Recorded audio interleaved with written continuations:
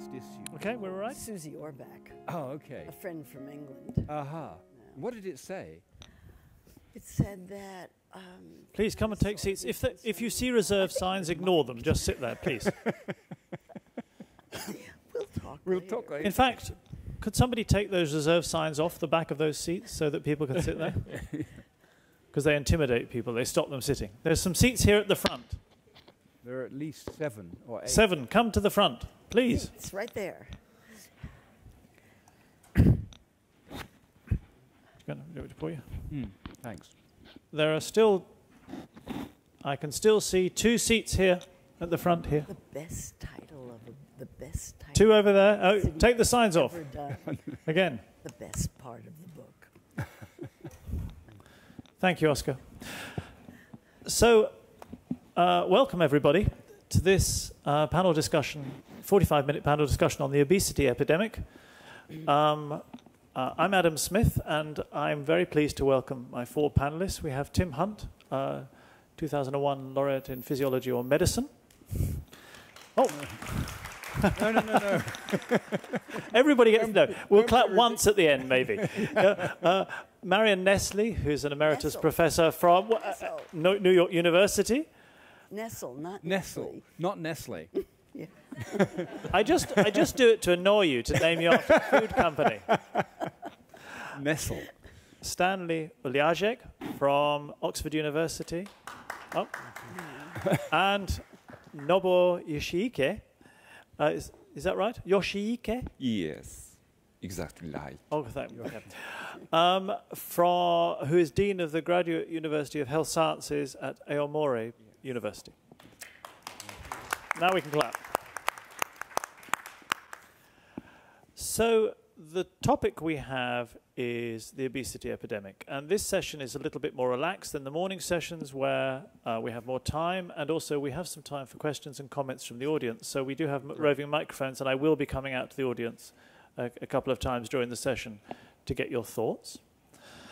I'm very pleased to see that the countdown clock, they haven't started yet, but perhaps they should, because otherwise we'll overrun.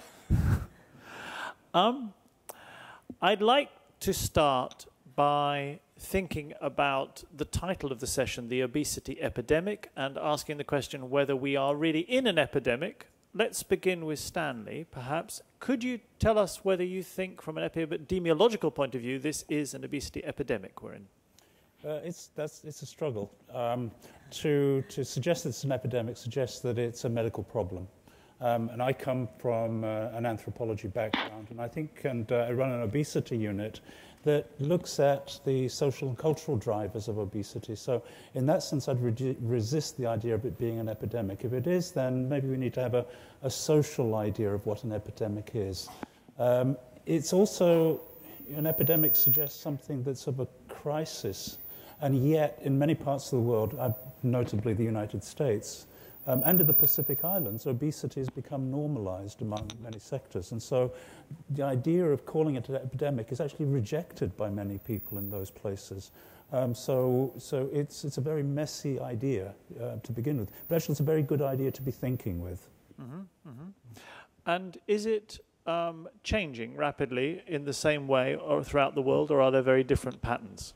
Very different patterns. A few years ago, there was a fantastic meta-analysis of obesity data from the 1980s to 2013, in fact. And they divided up the world into its regions, male, female, and the striking thing about this particular research was that there is no systematic pattern to obesity. Even within Europe, you can say, well, the patterns of obesity in the UK it's increasing rapidly in adults, it's also stabilizing in children. You look at Italy, where the patterns of obesity are adults, it's very stable, and the obesity rates in children are rising very, very rapidly. Male-female differences. There's no systematic pattern, which to my mind suggests that it's probably not useful to be looking at regions when thinking about obesity. I wouldn't put Canada and the United States together, for example, and I might not put Mexico and the United States together. The different countries probably have different pathways to obesity that's underpinned by their, history, society, political structure, and the history of that political structure, because of course politics can change things. In the UK, they're going to introduce a sugar tax very, very shortly. That is a tax on sugar-sweetened beverages. Mexico has already done that. There are countries that are resisting that idea. So those kinds of policies could have a very serious impact on obesity rates. And we did work on obesity and neoliberalism. So we looked at the epidemiological data on obesity from different countries, Nordic countries who have well-developed welfare states, market liberal countries like the UK, the United States, Australia, and so on. We found that there was a very clear difference in obesity rates between them. And actually, what started this was looking at the acceleration in obesity rates in the UK and the United Kingdom shortly after Ronald Reagan and Margaret Thatcher were elected. Oh, really? So that was the starting point. Yes. Yeah. But should we be worried, actually? Of course we should be worried. Why? Well, I think there are other people who can speak to this better, but... Because it's a risk factor, and a very serious risk factor for But type 2. we need fewer people in the world. Don't Oh, we? that's an We heard argument about that in that's this quite morning. uncomfortable to make. I'm only being provocative. You could, yes, I'm sure you are. Then you could argue that wars are a good thing. And, Yes, I wouldn't yes, go that I'm not going far. to make that argument. Nor would I approve No. of people smoking, for example. Exactly. I mean, so Exactly. So yeah. you have a risk factor for chronic diseases that are greatly difficult for individuals and for society, raise costs for society. It's something to worry about. You want people to live healthy lives during the time that they're alive. Type 2 diabetes is a terrible disease. Nobel, would you like to? Thank you, Dom. I'd like to make a brief introduction about obesity situation in Japan. My conclusion is that obesity in Japan is least epidemic, at least in the countries, OECD countries. You can easily look at this. Very few people, obesity, in this room. They all look pretty But healthy to me. the obesity is also considered as a big problem, health problem in our country. The one reason is that the increasing of the overweight obesity. For example, we look at the prevalence of obesity according to the international standard, WHO's, I mean the BMI 30. I suppose it was 40 or 45 in United States. And in our country, the obesity prevalence in adults had been around 3 or 4%. But in the national policy, health promotion policy, controlling of overweight obesity is one of the prioritized issues. That because the problem would be occurred not only the range of massive obesity, I mean the overweight is linked to the high incidence of diabetes and so-called metabolic syndrome. And the other problem is that childhood obesity. And it has been increased Right. until 2000. Yeah. But sorry. Yeah. Okay. But childhood obesity is in some places is plateauing, right? In a lot of countries, that's debatable because the argument lies around the number of long-term studies that show that it's plateauing. Most of the studies show a quite short term. But the worrying trend is, I know certainly for the United Kingdom and the US, where there's very good year-on-year data for childhood obesity, the rates are declining among wealthier people, wealthier families, and continue to increase among poorer families. So It's become a class issue. Yes, it's exactly a class issue. That wealthier families can respond very quickly to public health messages and be responsible about improving their children's health, and will do it very quickly. So that messaging is very effective among the people who have the power and the control to be able to respond to it. And it's not reaching. Well, it may be reaching poorer people, but they're simply not able to act on it. I mean, I know, for example, in the United States, years ago, I was at a Just conference. 1 second, Stanley. Yes, of course. Sorry, could somebody from the microphone department... Stanley's microphone keeps on hitting his thing. Yeah, there we go. Okay, you can fix it yourself. Well done. You're a resourceful man. Well done. Do my best. Do my Okay. best, yeah. Okay, carry on. Sorry. Yeah, no.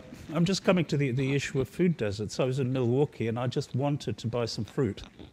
And it took me 3 days to be able to find fruit in central Milwaukee. There were many fast food restaurants, lots of cheap fast food available, but actually finding something that was fresh and decent in that way was almost impossible to find. So, poorer people are often locked into environments that lock them into buying ultra-processed, energy-dense foods, which they can find in any corner store, for example. Yeah. And perhaps it's a foolish question, but is there a just direct link between childhood obesity and adult obesity? Do obese children become obese adults? Is that fixed? Yeah, I mean, the link is clear. It's not a straightforward absolute link, but it's there. I mean, it's made complicated by other factors like developmental programming, for example. Children who are born at low birth weight and perhaps not breastfed are also have higher risk of obesity for other kinds of metabolic reasons. So that makes the relationship less straightforward. But yes, in general, a child who develops the food habits that will lead them to develop overweight and obesity in childhood are likely to persist in the same food habits as they go into later life. Right. But Marion Nestle. I'm agreeing. Okay. What are the drivers of this, not to call it epidemic, but Now, could I say trend. something about that? Because everyone laughed when someone mentioned that when Reagan was elected, obesity rates started to come up. But that's exactly what happened. And I think they're causally related because President Reagan came in with a deregulatory agenda and deregulated restrictions on agriculture. So more food was produced. More food produced meant more calories available in the food supply. Food companies had to sell those calories. Restrictions on marketing were removed, and then Wall Street changed to value immediate returns on investment so that food companies not only had to sell food in an environment at which there were too many calories, but they also had to grow their profits every 90 days. And that completely changed the food marketing environment and created an environment in which food companies were selling food in every way they could. Now that's in the United States, but I see examples of that elsewhere as well. Oh, yeah, sorry. Yes, this point is the important. I need to consider about a triangle of the consumer, ordinary people, and food system, and including food company, and health educator or medical professional. And I suppose point out some conflict of the food company and the consumer. And our health professional make the mediate such kind of conflict. In general speaking, the health professional or dietitian just say, please cut down the salt, please cut down the calories. But we need more sophisticated, integrated approach. Not only to the client, but also some health system, including food companies. I think one of the problems is the triumph of individualism that neoliberalism promoted. We all are self-responsible for ourselves, and through this, you responsibilize people to look after their weight. Now, again, if you're intelligent, educated, and have enough money, then you can do that. And educated, intelligent people do that. But if you don't have that, then you're really not in a position to be responsibilized. I think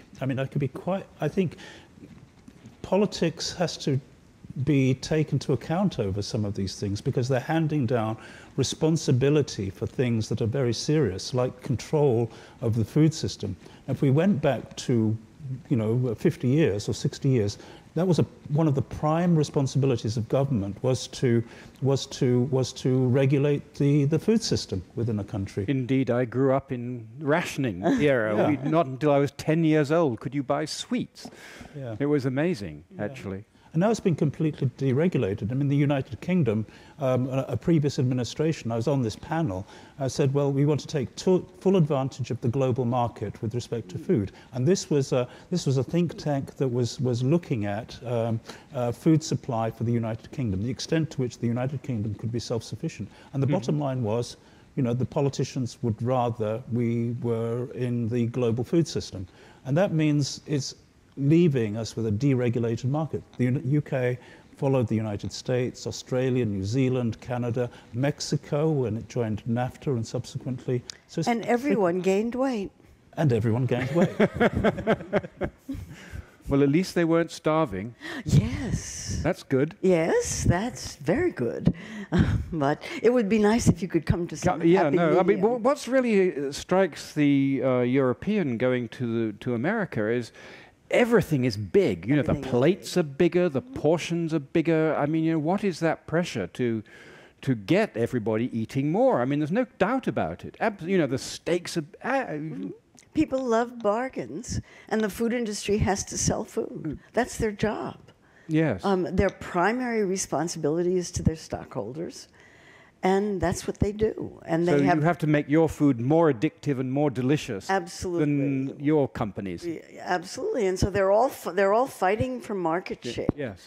Or trying to get people to eat more in general, and they've been very good at it. Very successful. Very good at Yes. it. In Mexico, where this is also happening, sugar-sweetened beverages are sold in 3-liter containers. 3 liters. You can hardly lift 3 them. liters? You can hardly lift them. Stanley. Yeah, I think the food retailers have two models, and sometimes you see them in the same supermarket, certainly in Europe. One is to shift more stuff. That is, sell more cheaply. That's a dominant model. And then the other model is the niche marketing model. So you go into a supermarket and you can buy your organic potatoes or whatever it might, for a price, you can buy these things. So supermarkets operate in this. You can go to most of the major supermarket chains in Europe for sure, I don't know about the United States, and see that model operating within the same supermarket. So, And there are an awful lot of sort of buy 4 for the price of 3 offers and things, so they're always getting more stuff into the home, right? interestingly, in Denmark, they regulated against that. Oh, really? Yeah, so the I think buy that's one, a particularly vicious. buy one, get one free. Because we all fall for it. Yes, absolutely. It looks like a bargain. Did it have any effect in Denmark? Oh yeah. I mean, one thing about Denmark is they're trying to avoid the obesity epidemic. The obesity rates are among the lowest in Europe, but they really want to put things in place that will avoid. So how do they keep their food companies in check? Through regulation? Well, they first of all they tried a saturated fat tax. That was problematic. They have the regulation of special deals. Also, supermarkets are not as you would think of them in the United States. For a start, if you go to Copenhagen, you have to get on your bicycle to get to your supermarket, or you've got to use public transport. That immediately changes the nature of the supermarket.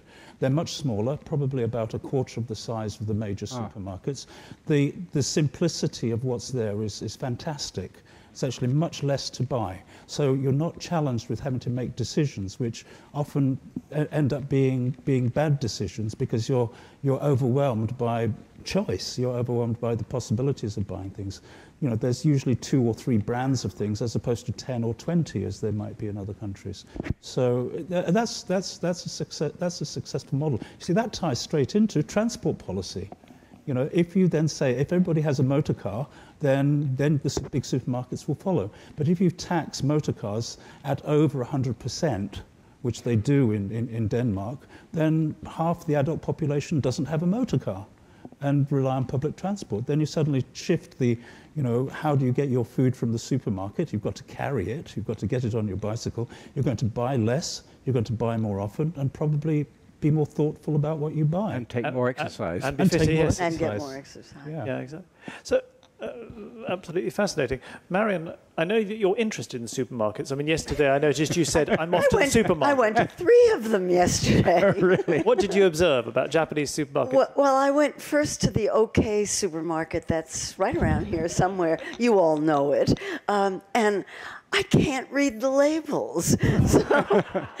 So it was kind of a problem. And I was Google Translate is very helpful. I was... only if you can write it out. No. You hold your phone up to the thing. Oh, really? Yeah. But it does tend to say tax included or special offer, which isn't very helpful. I'll have to try that.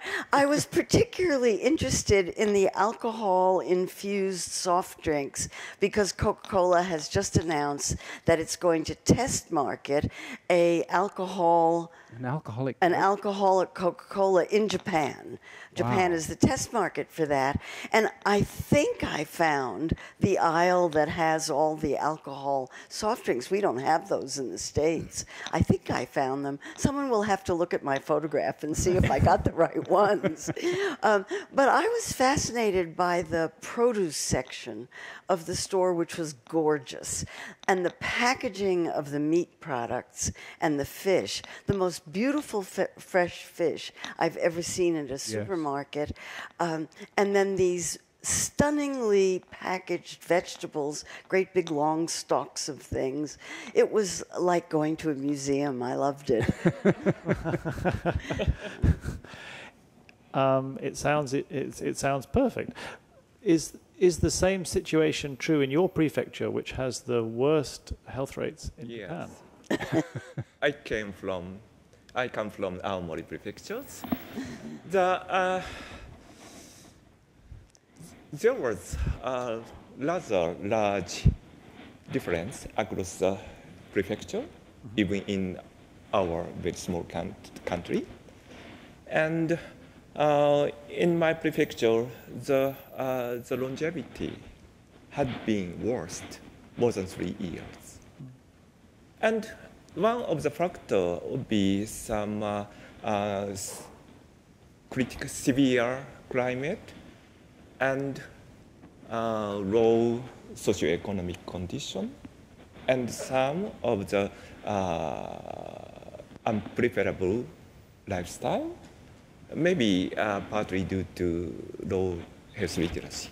And the prevalence of overweight and obesity in school children has been more than doubled than the average of the country. It would be some very primordial factors, which the determinants of the health and also some health-related behavior. And our setting is that the prevalence of overweight was already high when they enter the primary school. Our challenge is how to prevent on the preschool children through not only the children's direct education, but of course some education to the mothers and changing the food environment in the community. Yeah.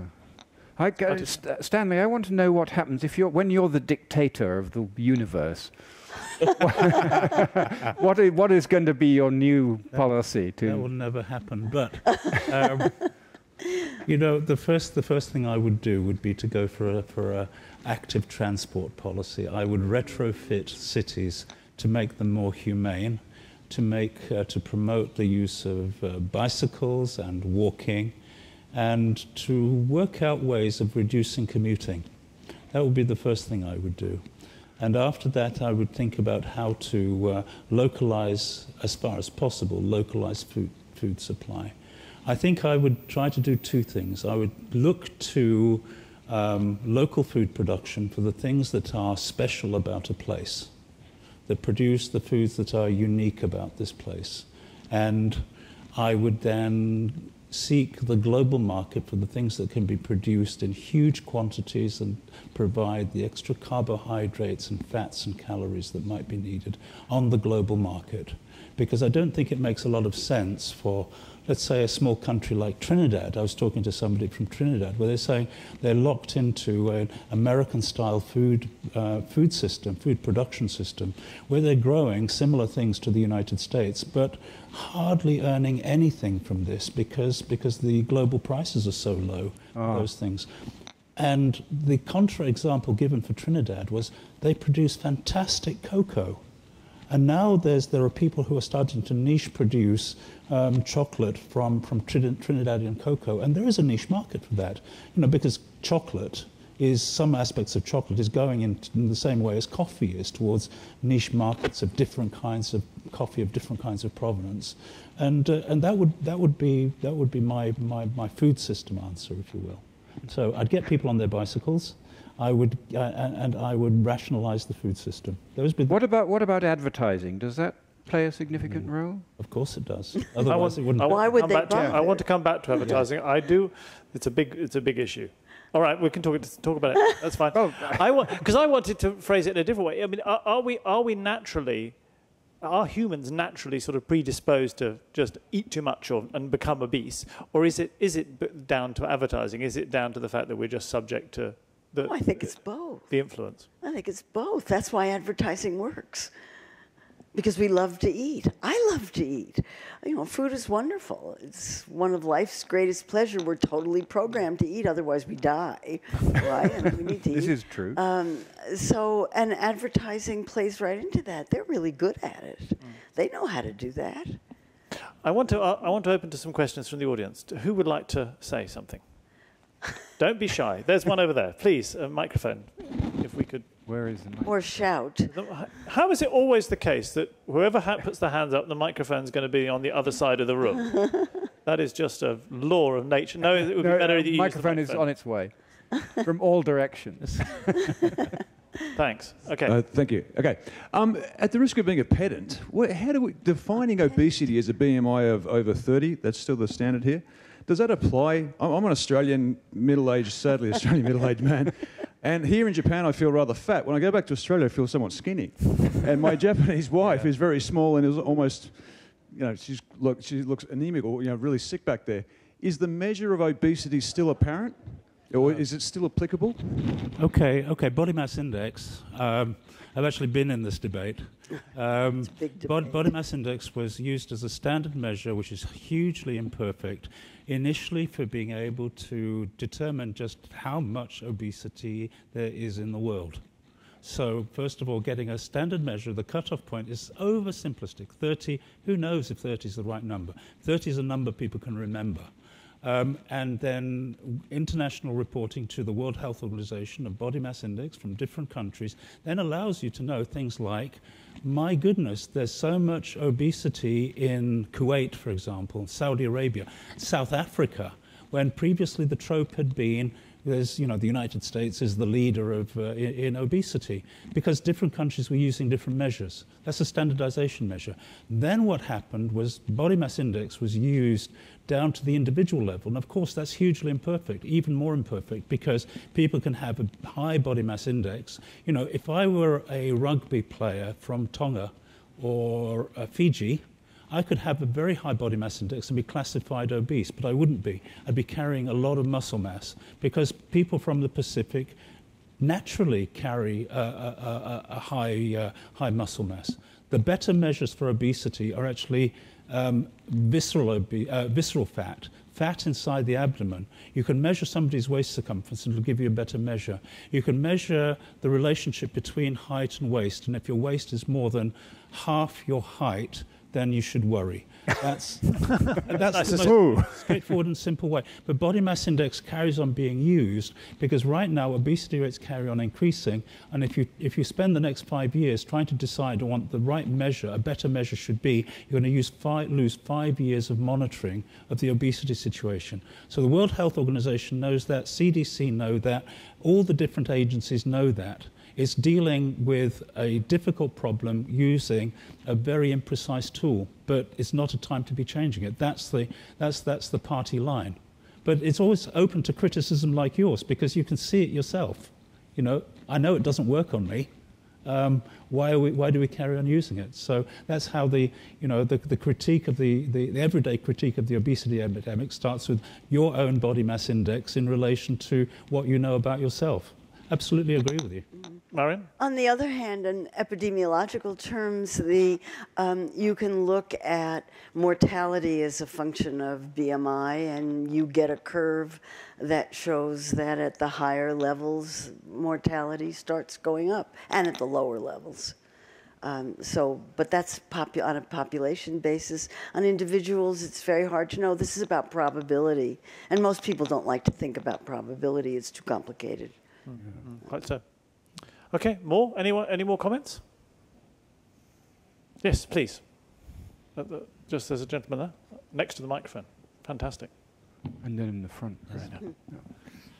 Thank you. I wonder if there's this notion that how much is enough? For example, in the West, this seems to be, having too much or more than you could possibly eat is good, but not having quite enough or having just enough is bad thing. And also wanted to note that there's a Japanese notion of hara hachibu, which is to eat about 80% of to your full, but it's often hard to do. So.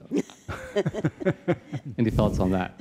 It's hard for Americans to do. So I'm gonna start with Tim, because Tim, you moved, what was it, a couple of years ago, from the UK to Okinawa. Yes. And your BMI went right down. I was very fat. I think it started, my brother said, "You're getting fat, Tim." Oh, I see. I was going to say whether it was you'd embrace the concept of 80% full from Japan. Well, no. But what was extraordinary is both my wife and I moved to Okinawa, and we shed about 20 kilograms, both of us. You know, without trying. Nothing. You know, it just happened, and I don't know. It's unclear what that was, except all I can say is the Okinawan diet is wonderful. And we embrace it warmly. To repeat something you said earlier, we don't have the control. We don't have the Tim who stayed at home. No, and I also partly blame my younger daughter, who was very keen on having both lunch and dinner, and being separated from her helped a lot.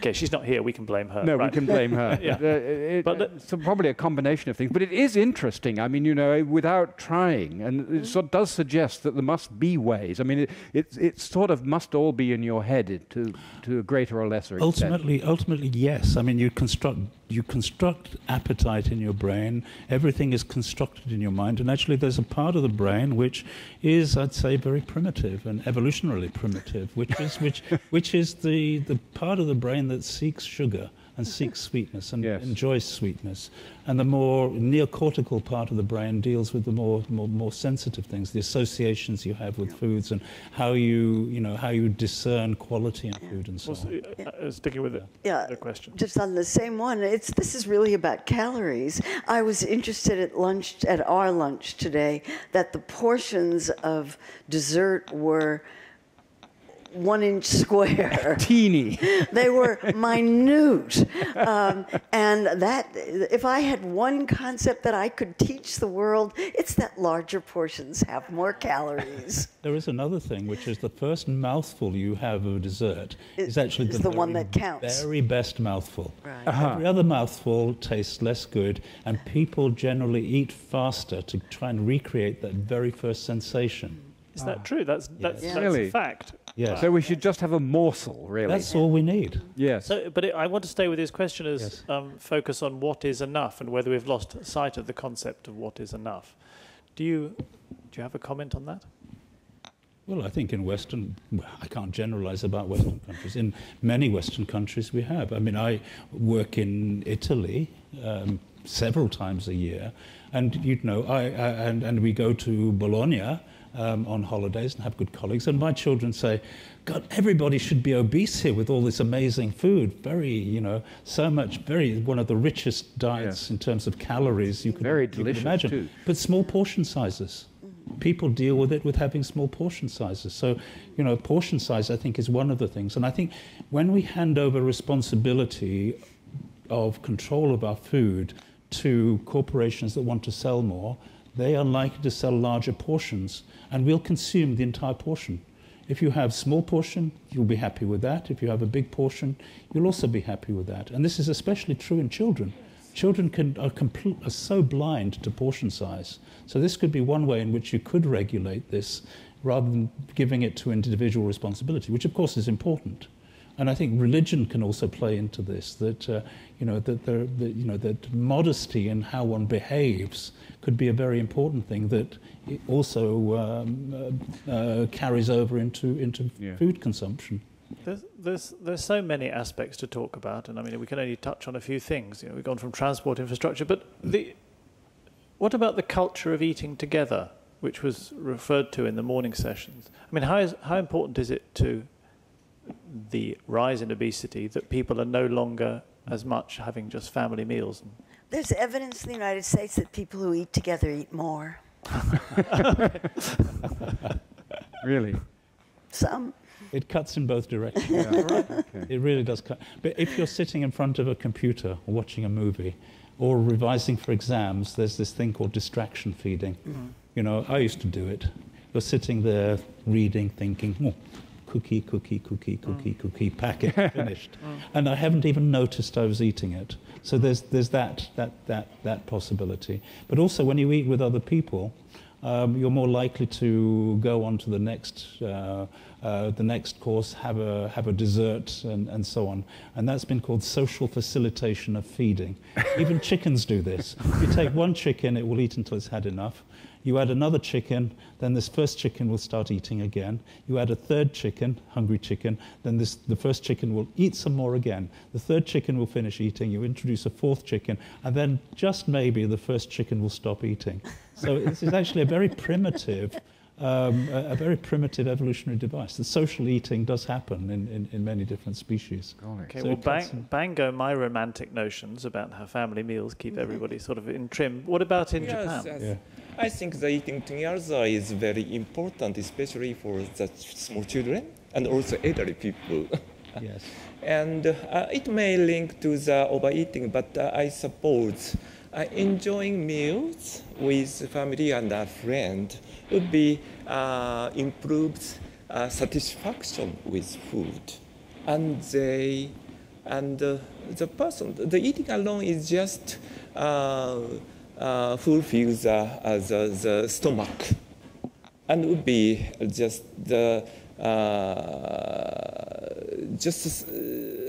taking the energy and some nutrients, but the quality of meal or diet would be rather prevent overeating. And for example, our study focusing on preschool children, eating slowly while feeling the taste would be a preventive factor of overweight in school children, and chewing well.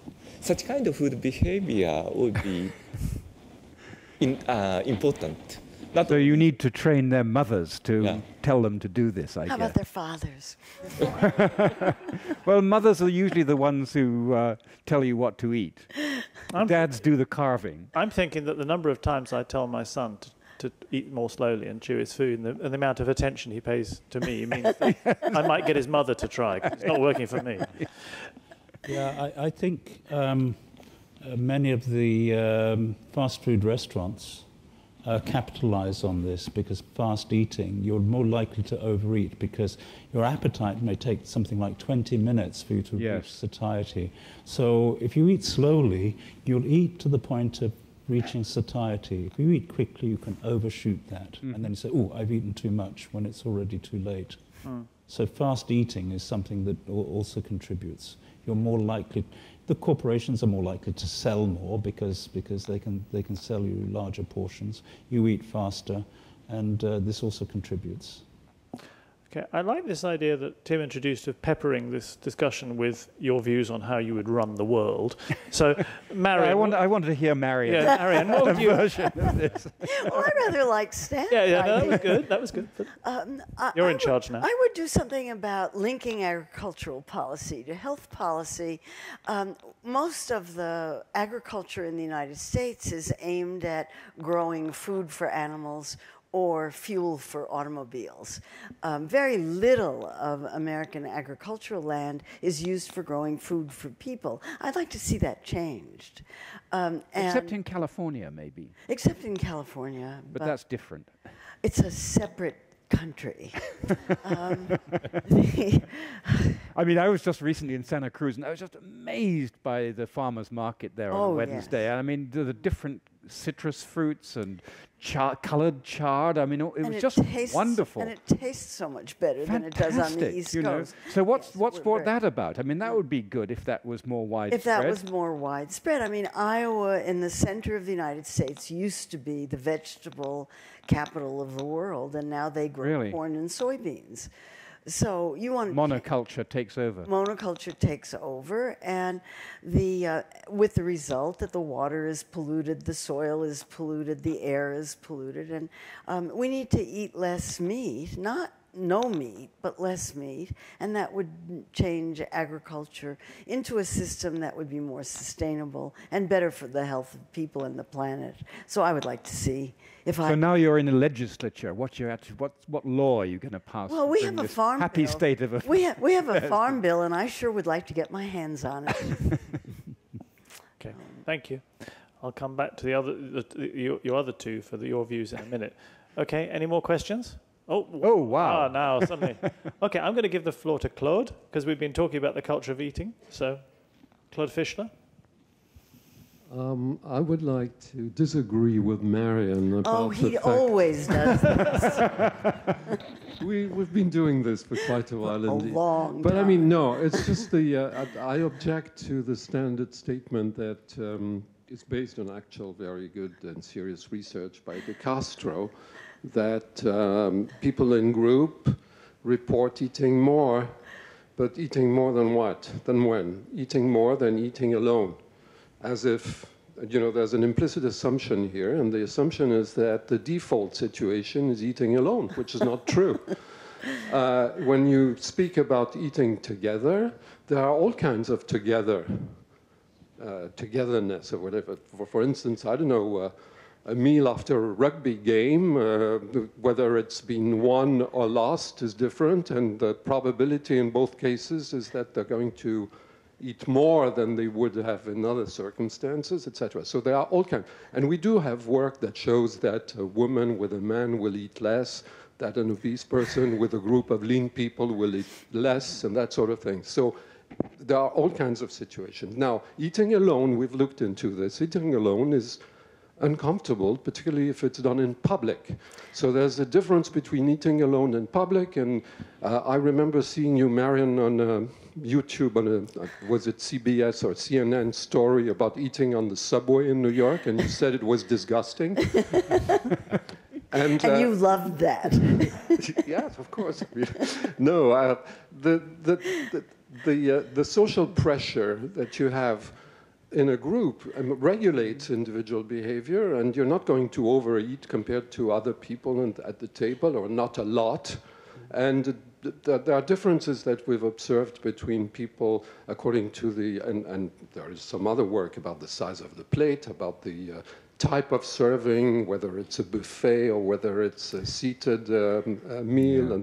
And then when you look at people eating alone, on a very large sample, we find that there's a consistency across cultures, that people prefer eating with someone than eating alone.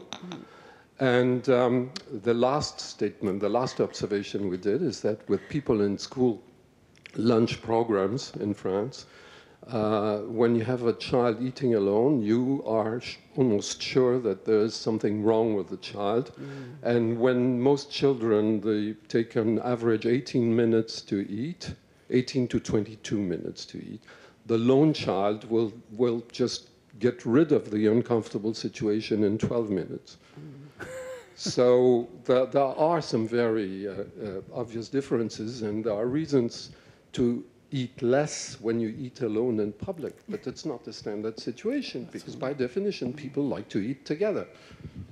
Thank you. It's complicated. It is complicated, very complicated. Nobel. Yeah. Yes. I would like to make a quick introduction about school lunch system in Japan. Have to be quick. Yes. I would like to say the good news. And since 2005, the prevalence of overweight obesity in school children in Japan has been declining. And one of the factors is some educational effect of school lunch with the school teacher. So such kind of very early educational intervention would be the very nice solution to control over the obesity, I think. Thank you. The discussion is just getting going, and we've run out of time. It's always the way. But anyway, at least that says that we've been having a good discussion. I think I have to turn it back on you, Tim. I think we're going to put you in charge now. What would you? Why don't you finish the session by telling us how you would run the world? Is greed one of the 7 deadly sins? Yes. Well, I think that's the problem, actually. Greed. That's got to deal with greed. So it's a fundamental behaviour question. It is a fundamental behavioural question, yes. And I love food, I must say. And it's very easy to get addicted. That's the other thing. Actually, the final question I wanted to ask, you know the fact you have a bag of peanuts, you've got to finish the bag. What's that about? Well, it's right? I mean, you know, if it's a little bag, you're quite happy when you finish the bag. Yeah. It's very tasty. I mean, we respond to portion size. If the bag were bigger, we'd go on. Exactly. Yeah. It's fat. It's salt. There's Is that the primitive part of our brain? It certainly is. Certainly is. It's enjoyment. We're driven by enjoyment. If you were to interrupt that, there's a good experiment done with Pringles. You know the potato chips Pringles. Yes. Where psychologists put a red Pringle in the middle of a packet. So people would eat the whole packet. Yes. But you put a red one in the middle, you go, oh, red Pringle. Suddenly stop. And it did the trick. Because it unlocks them from that pleasure cycle. They're completely Really? Engrossed. How amazing. That is absolutely fascinating. Yeah. So one solution to the obesity epidemic is Red Pringles. Red Pringles. Stop there. Red Pringles. Simplistic, but at least something we can hold on to. Good. Thank you to all the panelists. Thank you to the audience. Thank you very much.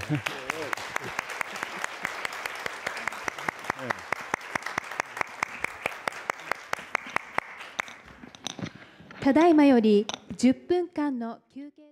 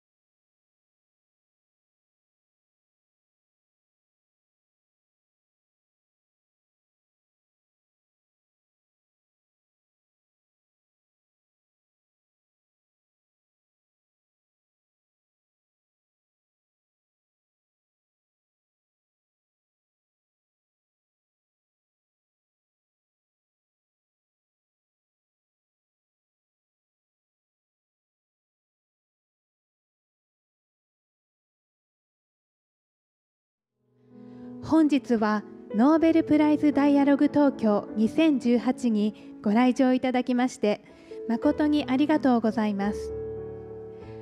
分科会の開始に先立ちまして2011年3月11日に東日本大震災によって犠牲となられた方々に対し追悼の意を表するため、震災が発生した午後2時46分に合わせて1分間の黙祷を捧げたいと存じます。Welcome everyone. Thank you very much for coming to the Nobel Prize Dialogue Tokyo 2018. Before we begin the parallel discussion streams, we would like to offer a minute of silent prayer in memory of the victims of the Great East Japan earthquake on 11th March 2011 at 2:46 p.m., the time the earthquake occurred. 黙祷。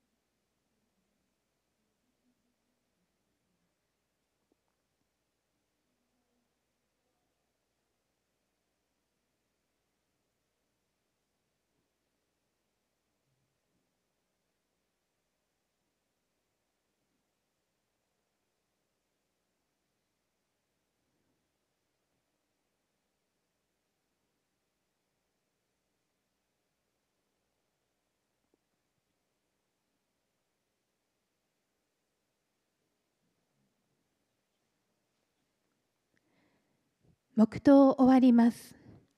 This concludes our moment of silence. それではただいまより健康・食をめぐる政策・制度を開始します。モデレーターの藤垣様、登壇者の皆様、よろしくお願いいたします。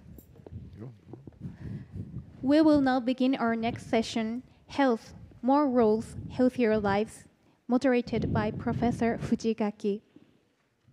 Professor Fujigaki and panelists, could you start the session?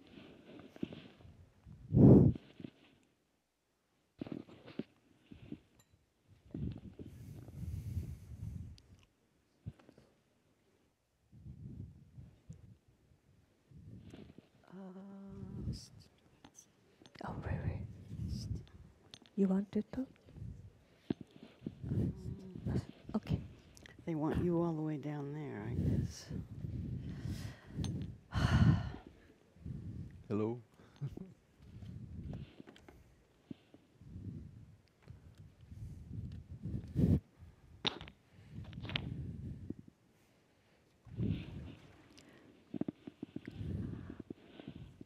Okay, welcome to this session. This session is about health, more rules, healthier lives, and so on. Health has a tight connection with food. And we are now preparing 3 questions to the panelists. And after these 3 questions and answers, I will invite audience to the free discussion. The first question is, how can health claims or nutritional information on food packages or restaurants menu help consumers? Many people worry about their health. How information such as the nutrition of the food should be provided to the consumers. Consumers can easily access to affluent information about food, nutrition, and medical health issues, and sometimes it is difficult to identify the necessity and the correct information. So how could be the appropriate way to provide information to the consumers? Are there any successful example of such attempts or systems? So, Professor Yonat would like to speak last. So, so okay, the professor.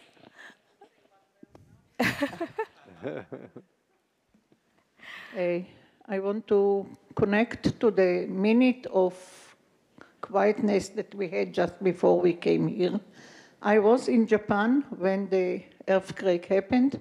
I gave a lecture and everything started to move. It was very sad. It was few days that I will never forget. Oh. Thank you for having this minute. Thank you. Okay, so Professor Buse, he has many experiences in food and diet in developing countries. So, please. Yeah, I think the issues that we're dealing with undernutrition in developing countries, people normally are not purchasing their food in stores in packages. So I can just give some examples from my own experience. We have vitamin A deficiency, for example, is a huge public health problem in Africa. Africans eat white maize. There's no vitamin A in maize. Maize, corn is the major food staple in Africa. Now we've developed an orange maize, a bright orange maize. I wish I had a picture to show you. It's just as high yielding as the white maize. Now what we want to do with diets in Africa is to ask African mothers to substitute one for one the orange maize for the white maize. It's the same price. So we say, if you will substitute one for one and eat orange maize, you'll protect your family from vitamin A deficiency. So it seems like an obvious choice. So what do the mothers say? They say, how does it taste? So we do blind taste tests, and they always choose the orange maize tastes a little bit different than the white maize, and they always get what the difference is. But fortunately, it's a little bit sweeter, and they like the taste. So then they adopt. There's a strong aversion to the color yellow maize. This is orange. It's a little bit different color. So we have a huge job of education to create demand for the orange varieties. So we do things like on radio programs, we have like soap operas that incorporate the issue of the orange maize in the soap operas. We've had, even in Nigeria, we've gotten the Nollywood film industry, and they've incorporated this in the movie, the plots of the movies. But the basic strategy is to have a certain number of individuals adopt, and then they start telling their friends and neighbors, and then eventually it goes viral and everybody understands why it's orange, because it's rich in vitamin A. So that's our vision, is that in 20 to 25 years, most of the maize will turn from white to orange. And the little children will not know that maize used to be white, just as most of you may not know that carrots used to be white, but now they're orange. Thank you. Okay, the next speaker, panelist, is Professor Fischler. He's an anthropologist, so give us some insights from the anthropologist. About the information on the packages, can it help consumers? Yeah, it can help them become confused. And what we observe is that consumers, when asked, invariably respond that they want more information. I'm yet to see one survey in which someone said, I want less information. So they want more information, and there's good evidence that in most cases, at least in my country where I know the data, they do a little more than looking at the expiration date. For yogurt, for instance, which is the one item where it's least important because you can eat your yogurt 20 days after the end of the... So there's very little in that would convince me that... but anyway, that by popular demand, you need to have it. And what it does express is the problem that we all have with our processed food. That basically, I've kept repeating this for a number of years, so forgive me if you've heard it before, but basically, there's a universal feature of the human mind, apparently, that we believe that we are what we eat, that it changes us from inside, and it is, biologically, it is true in more than one way. So we want to know, we are what we eat, so we want to know what we eat. And people complain that with processed foods, they don't know what they're eating. So if you don't know what you eat, if you are what you eat, see what the problem is. So you want labeling. But there's very little evidence and probability that it will help you knowing what you are or who you are. As an anthropologist, how do you define the health? What's the definition of health? Oh, I want to hear this. Thank you, Marion. Just retaliate. You're taking revenge from me. I am. All right. Well, I'd put it this way, that there's always a moral element in health. And actually, in Latin, the two words that are associated in the etymology of santé or sanita are sanitas and sanctitas. That is healthiness and holiness. So there's always a bias. Most of the time, there's a bias in the prescriptions or the prohibitions that are being made about what to eat or not to eat. And the bias is, a moralistic, implicit assumption. That's about all I can say from the anthropological and psychological point of view. Thank you. Okay, the next, Professor Nessel. His major is food policy and politics. Yes. Well, I think it's interesting that food labels are on what are these days called ultra-processed foods. That is junk foods. You don't see fresh fruits and vegetables, meat, fish, dairy products some dairy products you see with food labels, but mostly they don't have food labels. So that means that the food label's purpose is to market processed foods as healthy. That's their purpose, and that's what the health claims are about. And the labels on food packages in the United States, at least, came because consumers wanted to know what was in these foods. They were interested in finding out how much saturated fat, sugar, and salt the products contained. And the food industry wanted labels because they could market them with health claims as being particularly healthful, either because they didn't have saturated fat, salt, and sugar, or because they had other qualities that could be advertised. But they really put the emphasis on eating packaged and processed foods, and really we would all be better off eating foods that didn't have any labels on them at all. Okay, thanks. You would like to add something? You want to argue with that? No, I'm quite the opposite. I'm sensitive because of the previous panel. Oh, really? So Professor Yonat, she's a 2009 Nobel Prize winner in chemistry. So labeling food, that's what we discuss now, and health. And I think both are not so simple for me to discuss.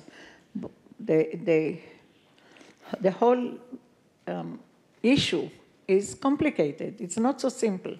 I love your idea of labeling in orange, labeling the maize in orange. This is fantastic label. I like the expiration day that is sometimes given much too early in order to sell more, but this is information we need. It does not exist for fresh food, but we feel it when we touch it, so we don't have really to read it. But I want to raise another way of thinking. People now, most of the population of the world, live longer than 50 years ago, 40 years ago. Life expectancy went up. And more people, more human beings die in older ages, reach 100 or 90 or something like this, which was very rare 20 years ago, 30 years ago. But these people that reach now 80 or 90, they were brought up without labels or with minimum labels, with food that was not so carefully watched, were not so carefully analyzed, and they live longer. They're not ill. It means the correlation between we know what we eat and how long we will be alive and healthy is not such a simple one-to-one correlation. These people that I know some, I'm reaching this age. We didn't know. We hardly knew what is fast food. We just ate what was possible, and maybe most of the people didn't even watch quantities. I was already a mother when I heard that there is a possibility to know more about the food than what I knew until then. So it's not such a one-to-one or a direct correlation between health and advertising, or health and announcing or quantitizing what one eats. Actually, about advertising, in the previous session, I heard the panel saying, oh, we are programmed to eat and advertisement is easier. We are just animals. We call ourselves human beings, but the way we are programmed is like the dogs and the birds. They read nothing and they eat, and they last as nature let them last. So I think that this correlation between we know what we eat and health is not so simple for me to judge. I just told you my thoughts, not answers. Oh, thanks. You would like to add something? This is exactly the opportunity I need to make what I think is an important point, that certainly we are animals, but we are social animals. So? Well, I'll tell you so. We are social animals, which means that we kill each other with wild arms. animals will compete against each other for food, protect their offspring and all that stuff. And humans will circle among the, say, well, let's talk about hunter-gatherers, which has been the condition that we've been through for 99% of the time we existed on this earth, on this planet. So it's shaped us in many ways. So if you take a group of hunter-gatherers, the in-group will not compete against each other. They will protect themselves against the other groups, and they call themselves, most of these groups call themselves, they have names for the tribes which mean humans. So they are the humans, the in-group are the humans, and the rest is barbarians or enemies. Us and them. Okay, us and them, exactly, us and them. So between us, there's no competition, and we make choices. Do we make choices? This assumption about choices. Some choices is a novel thing, and everything we read or hear about health is addressed to a supposedly totally free individual that would make decisions on his own, and that would be able to walk into a supermarket, as it were, with a computer in one hand and a magnifier in the other hand, and look at the small writing and determine whether what he's going to pick is 25% of the recommended daily allowance of this and that, and it's supposed to be called rational eating. I wonder who's rational in this. I mean, it doesn't work like this. It doesn't work this way. It works in the sense that It is customary to eat in a certain way within the family or with a group or at work, and individual decisions are not as important as we assume they are. For instance, 54% of the French are eating at 1 every day of the week, according to the National Statistical Institute. Okay? If you cross the channel, in Britain, they have a different pattern. They don't have regular meal times because the one time of day when they have most people eating together is also 1:10 p.m. or something like that, and there's only 17% of the Brits eating together. So there is something in the local culture that determines people's behavior beyond their individual will, a decision, or rationality. If I go have lunch at 12:30 in Paris, it's not because I've determined that I've reached a point where I have to have some calories and food and everything. I might be hypoglycemic or something like that. No, it's lunchtime. It's called lunchtime, and that's culture. It's not individual decision. It's not beyond the power of the individual to make decisions and changes about that. But there's this kind of software, of script that unrolls and that makes us move. All this is not, I mean, no account is being taken of that in all the perspective in that individualistic view of eating behavior. Okay, thank you. So it's clear that we are a social community or social people or social type of animals.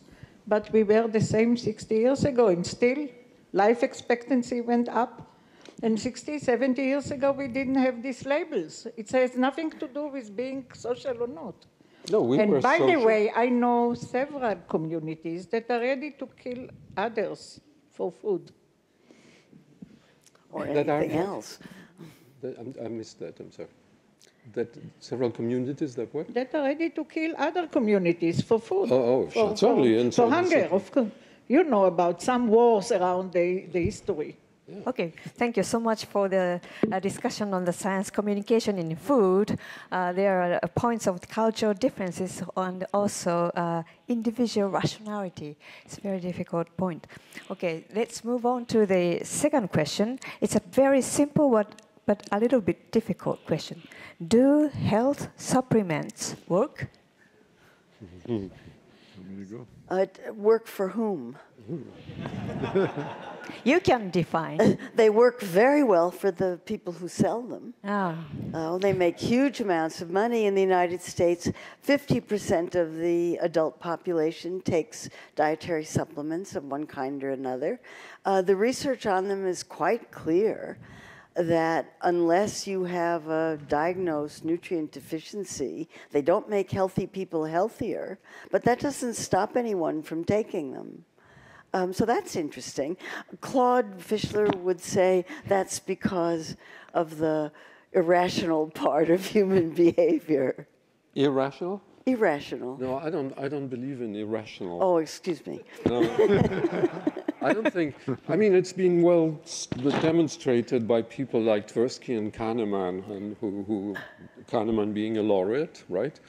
And who's shown that there's bias and heuristics that affect human behavior, and it's not rationality. Someone said, I think, neither foolish nor capricious. It's just that there are some things you can predict about the human behavior and the tendencies that we have, and it's probably been created over evolution or over social interactions. I don't know about that, but no, the point about supplements, just like the point about labeling, is just that what's the difference between 30 or 50 years ago?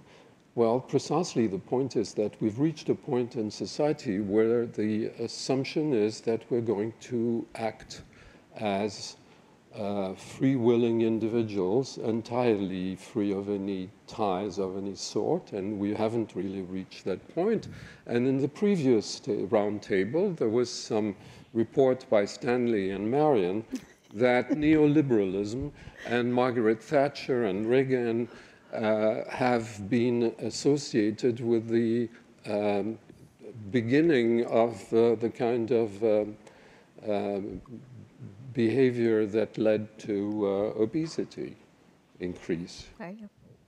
So, do you have any? Okay. Well, again, it's a much different situation in developing countries. We're talking in developed countries about individual consumers going and buying supplements to take themselves.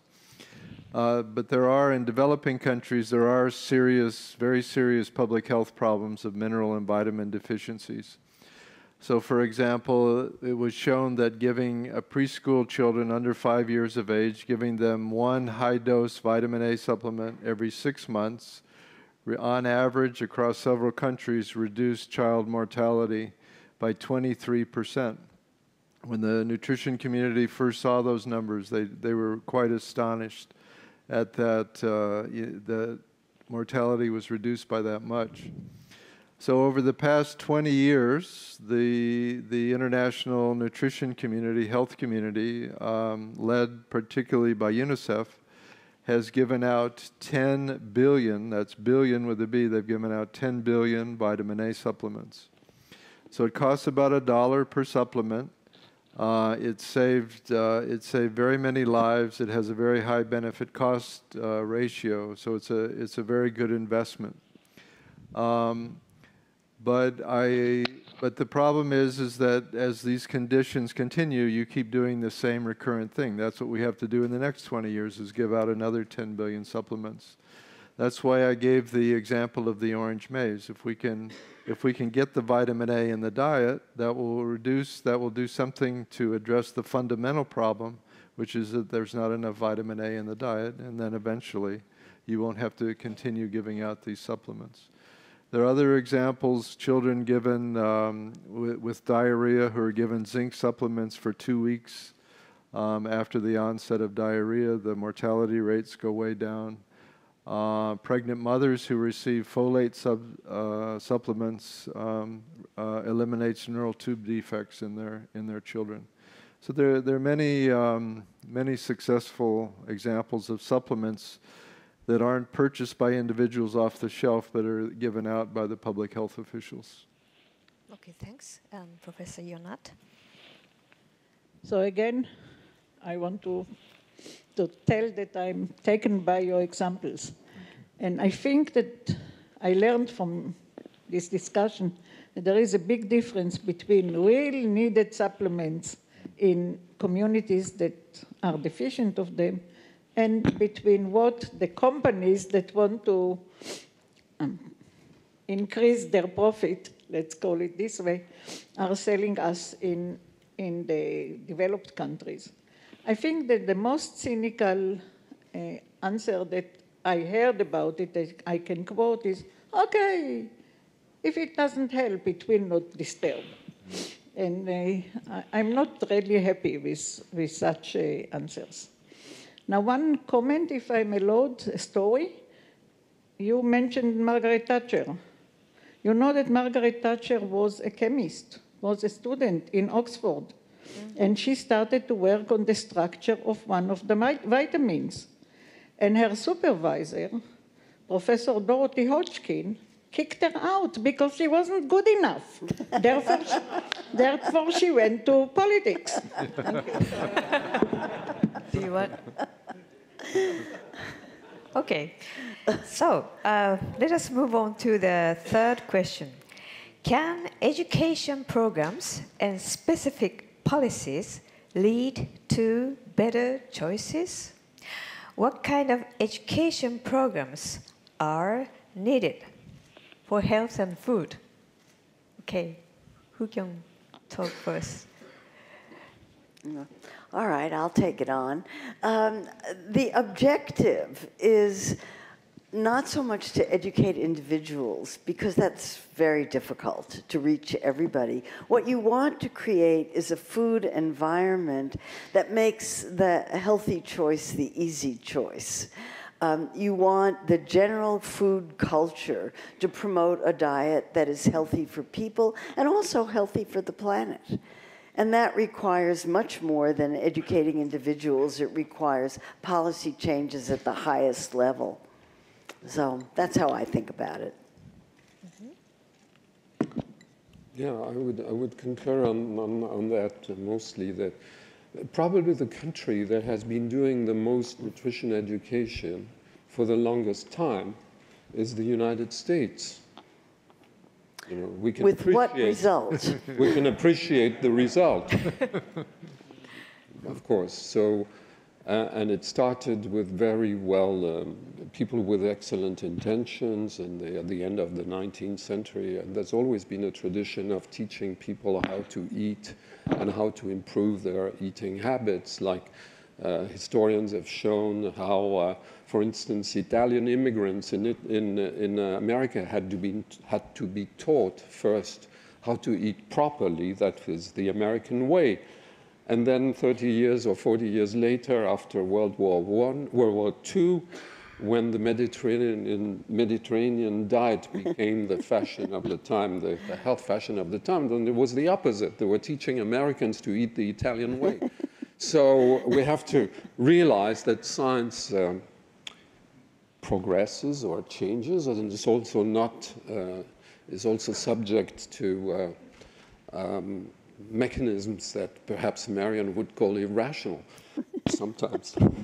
That they're not different from the general human condition. But anyway, the thing is clear that it's difficult to teach individual, to change individual habits, and you cannot assume that they will follow deliberately, and it's all based on free will.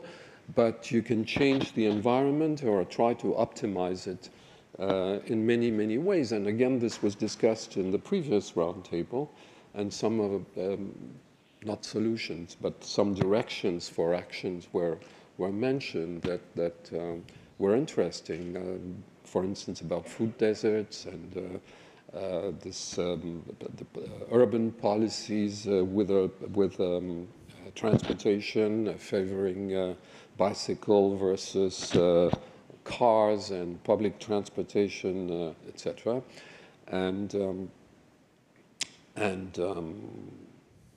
Well, that's basically it. Were you in the obesity session?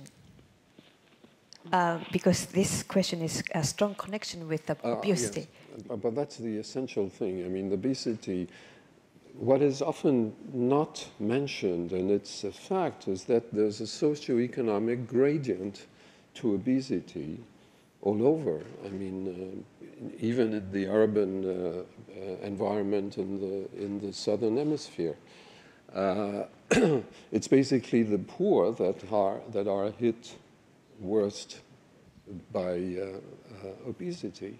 So it's not only an education problem, it's also a social problem. Maybe you have to fight poverty, and allocation of resources might be sometimes a matter of discussion. You know, where do you put the money? Okay. In nutrition education? Not the American style of nutrition education. Well, from my own perspective from developing countries, I think I totally agree with you have to create the right environment. I don't think nutrition education can do that much good. So I'll give an example from food prices. Changing behavior, directly changing behavior is a very difficult thing to do, and that's implied through nutrition education. So in developing countries, what's happened to food prices? I'm trained as an economist. So you have, the world has done a very good job in producing a high supply of rice, wheat, maize, the basic food staples. And actually those prices over the last 50 years have come down over time. But we haven't had the productivity increases for vegetables, for fruits, for animal products. And actually those prices have doubled and tripled over the last 50 years. So that's why you have all this vitamin, iron, and zinc deficiency.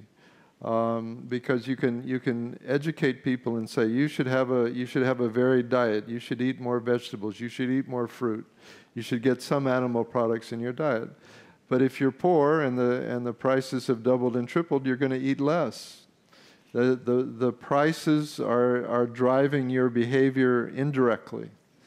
So you have to create an environment. You have to have agricultural policies that are increasing the productivity of all these non-staple foods so that the prices can come down. Prices of oils, for example, they've also gone down over time, and everybody eats fried foods, and it contributes to the obesity problem.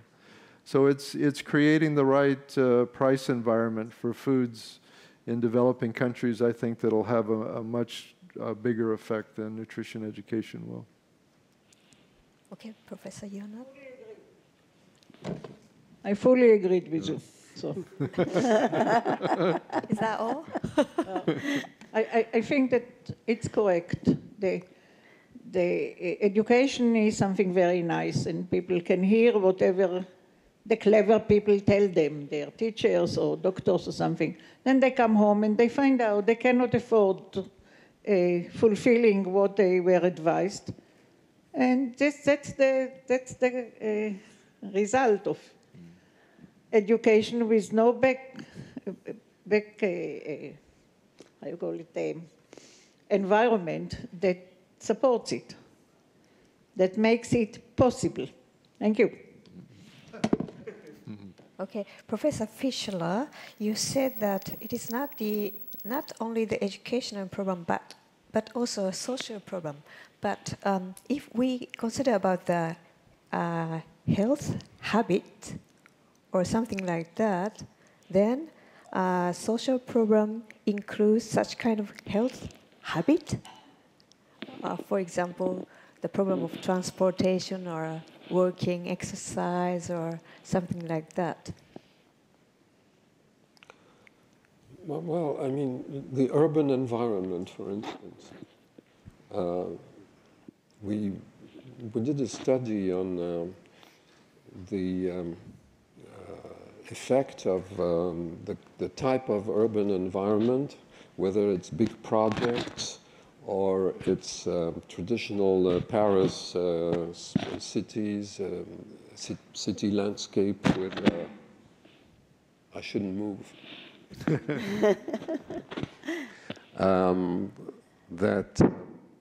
Sorry, I have to fix this, but ask someone else. I know what happened. You lost this. What is this? Oh, that's why.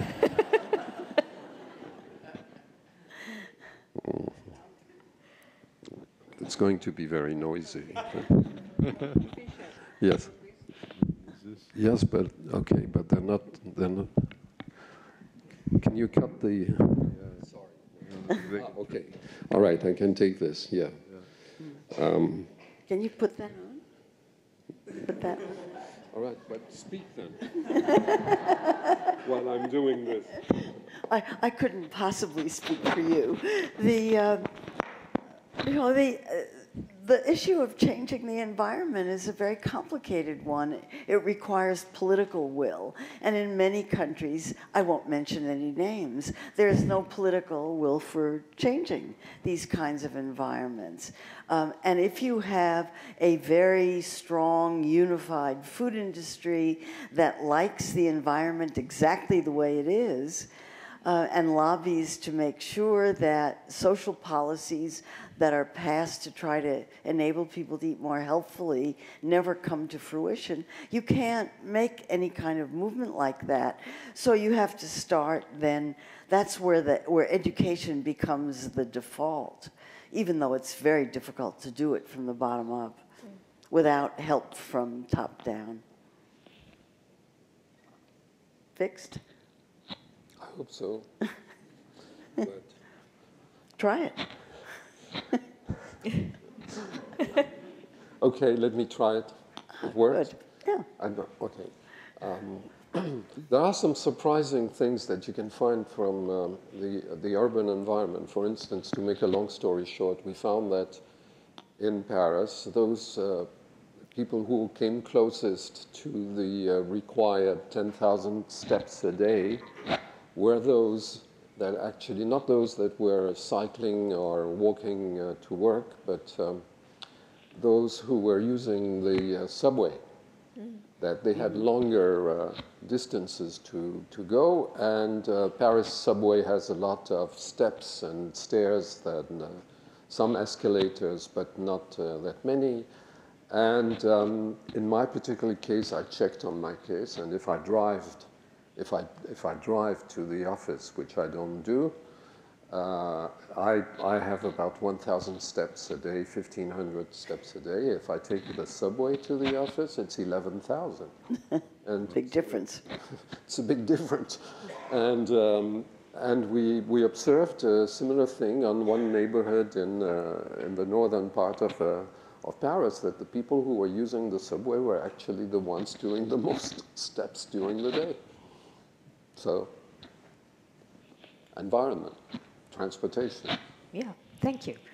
Okay, so there are 11 minutes left, so I would like to invite audience to have free discussion. Are there any questions? Okay.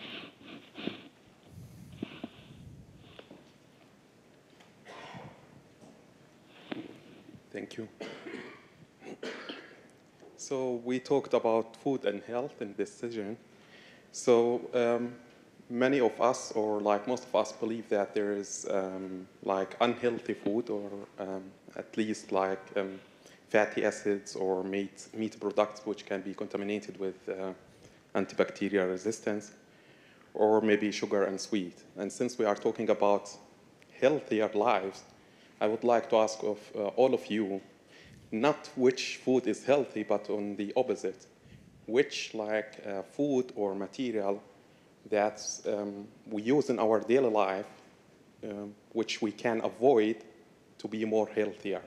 So which the most dangerous material do you think we use it in our daily life? Thank you. Well, I'll start. I don't know how to answer a question like that, because everything about diet is about how much you eat. And there are two issues in diet. There's how much you eat and then what you eat. And how much you eat is in some ways much more important from the standpoint of gaining weight. Everyone says get rid of sugar-sweetened beverages, but if you have just a small amount, it's not a problem. If you have a big amount, it's a problem. If you're drinking 3 liters a day, it's a very big problem. It's a complicated question to answer. I never tell people that there's something that they should never eat. I would never do that. Unless it's poisoned. Don't eat poison. So, Professor Fisher? I don't think a sociologist or a social scientist should make normative statements about what to eat or not to eat. But I think this is unusual. I'm in total agreement with what Mary... You all heard that. Everyone heard that. What she just said. The assumption, if something is called food, the assumption is it's edible. And it depends on the quantity. It was Paracelsus in the 16th and 17th century that said that the dose is the poison. Yeah, I agree with that. In my early years, I was looking at the correlations between the children's growth and the eating food staples, non-staple plant foods like vegetables and fruits, and animal products. And the animal products consumption was very low because it was the most expensive thing to buy. And as your income goes up, your animal food consumption goes up by small amounts. But we could see the correlation between the children's growth and the ones who ate a little bit more animal foods. So they were coming from a very low base, and so there was really room for them to increase their animal consumption. And, there were some people that didn't want to hear that said, you're telling people to eat more animal foods. That's not good for the planet. But I think it was good for their nutrition because they were starting from such a low base. And Professor Jonat? I have nothing to add. Okay, so let's move on to the next question. Are there any questions?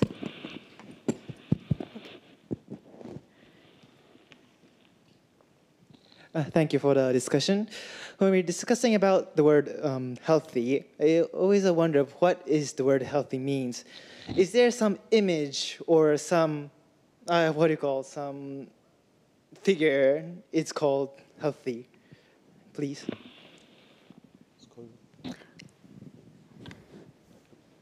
So, you've left us speechless.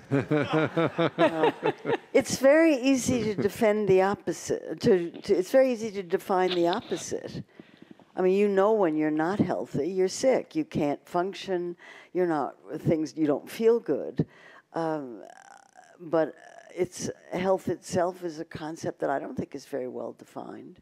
I mean, I think the World Health Organization has some kind of definition that involves all kinds of aspects of, that you have, from the standpoint of food, that you have access to a accessible, affordable, and palatable food supply. And I'm not sure that helps. Why do you need a definition?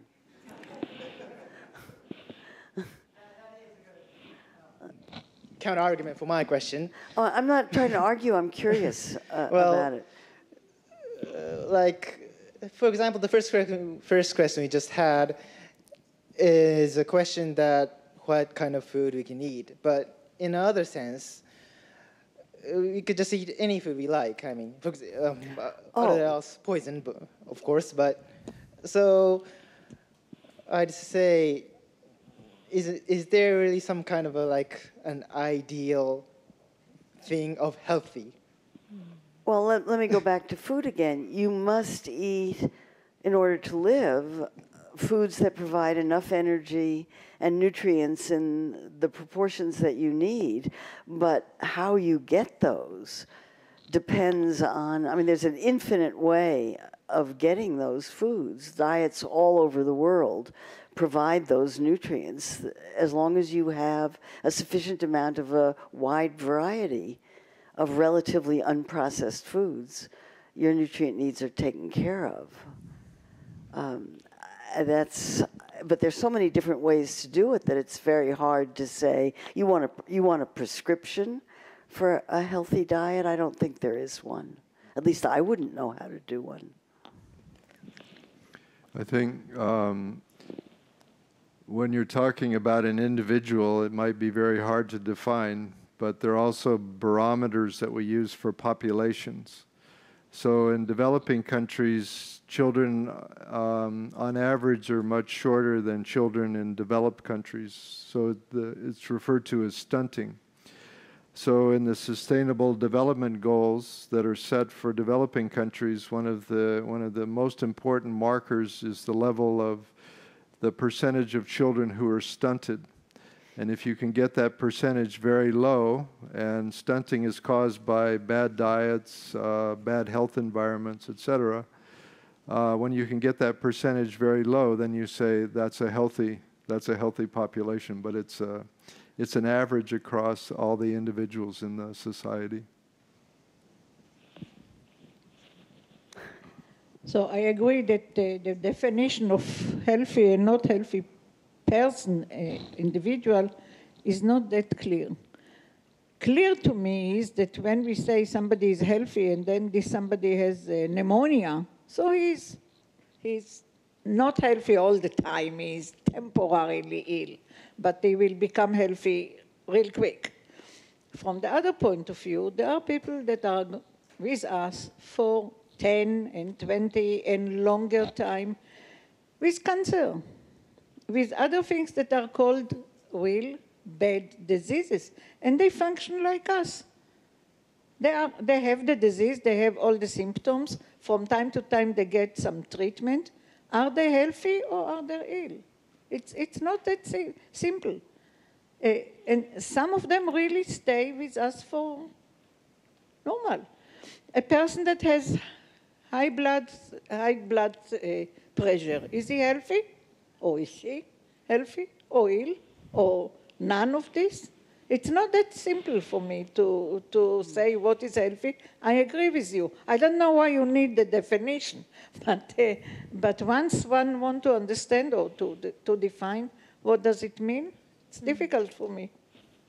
So, Professor... It's a good question. I mean, and this is proof that it's a good question. And another dimension of a question is there is always the tendency to assume that there must be one optimal, ideal diet for Homo sapiens sapiens. You know? And it could be the Mediterranean diet, or it could be the paleo diet, or you name it. There's all kinds. Japanese diet, since or we're Japanese, here. or Okinawa diet, etc. Of course. And you know there's an almost infinite variety of versions of the human diets, from the Inuit that eat very little plant food, and the Southeast Asian farmers who eat almost very little meat. And of course, they don't necessarily live very long or thrive. But it shows our primary characteristic is that we're omnivorous. And omnivorous means that you know, we can adjust to a large variety of environments. And if we look at longevity as a criteria, it is not necessarily the best criteria. The paradox is that we've reached the longest, almost the longest span of life in the history of mankind. We've almost, doubled the life expectancy in 100 years. And yet, a large part of our populations, at least in the developed world, are very unhappy about their food. They call processed food poison food. They think it is laced with all kinds of substances, etc. And yet, we live longer, and it is not true that we live longer in poor health, because life expectancy in good health has been increasing as well, consistently, a little slower, of course, than life expectancy, so that causes longer years of poor health. But basically, we've improved. So there is something else. It's not just health that is the criteria, or should be. There is something about our food, the way it has evolved, that makes us extremely unhappy. And I think that's just reason enough for change. Okay, we learned a lot from your discussion about the diversity of the health concept. Thank you very much. So time is up, so I would like to close this session. I really appreciate your collaboration. Thank you very much.